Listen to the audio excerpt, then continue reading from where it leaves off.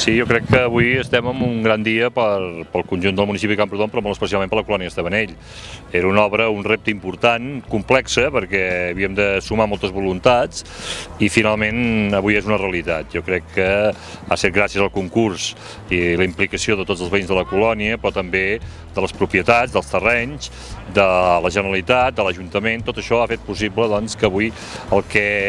ens proposàvem, que era fer desaparèixer aquelles barraques que hi havia doncs, aquí a l'entrada de la colònia, doncs fossin substituïdes per un equipament digne pels habitants, que era una necessitat que tenien de poder tenir doncs, aquest espai per poder aparcar el cotxe i fer també una mica de mals endreços, però alhora també fer una implantació que fos conforme amb tot el conjunt del nostre territori, ben integrat en el paisatge